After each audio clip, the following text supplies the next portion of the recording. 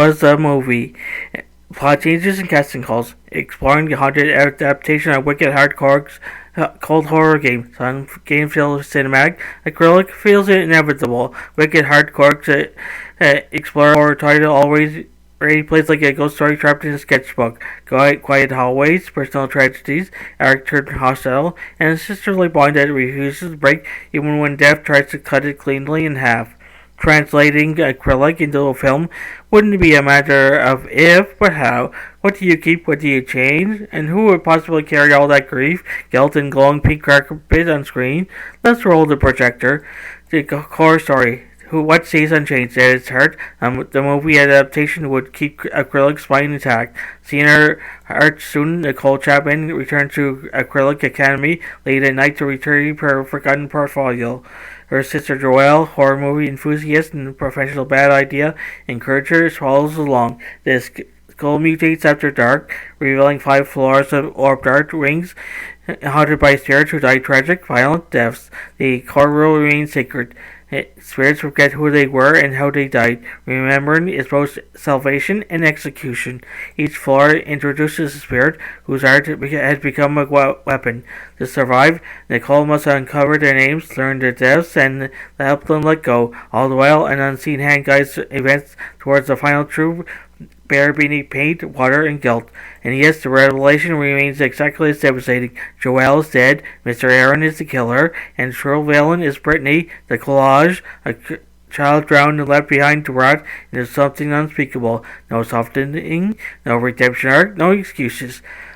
Plot changes for the big screen. A film needs momentum where a game allows patience. Some changes would sharpen the blade. One canon ending. The movie would commit to a single ending, a version of ending 1, reworked for clarity and emotional cruelty. Nicole escapes, the spirits ascend, Joelle says goodbye, but Nicole can still see her. Whether Joelle's presence is supernatural or psychological remains unresolved.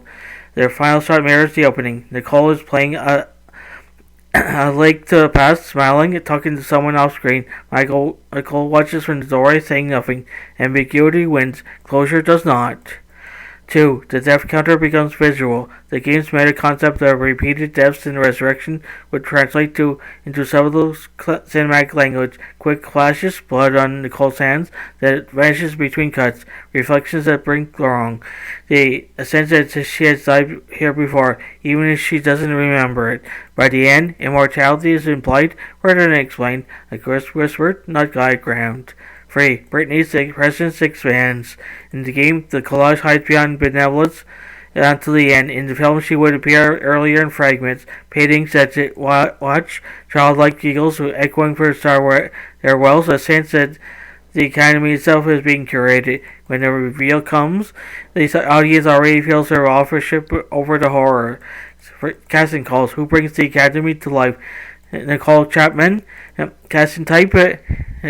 Early 18s to early 20s, grounded, emotionally restrained, capable of feeling quite devastation. 5. Someone who can look exhausted while looking weak. Nicole carries the film. She doesn't scream often. She absorbs. Her breakdown at the end must feel concern earned, not theatrical. Joelle Chapman, casting type, bright, expressive, magnetic. Someone who feels alive even when she's not. 5. Warp beyond edge beyond with sadness. Joelle must sell the impossible, a character who is both comic relief and emotional anchor. Then retroactively ghost. The audience needs to love her before learning they already lost her. Mr. Aaron, casting type, middle-aged, respected, gentle voice with cracks behind it. Vibe, a man drowning while standing upright. This role demands discomfort. He cannot be played as a monster. His fear, guilt, and resistance must be visible even as his body betrays him. Brittany, the collage. Casting type, child actor with unsettling stillness. Expressive eyes, calm delivery.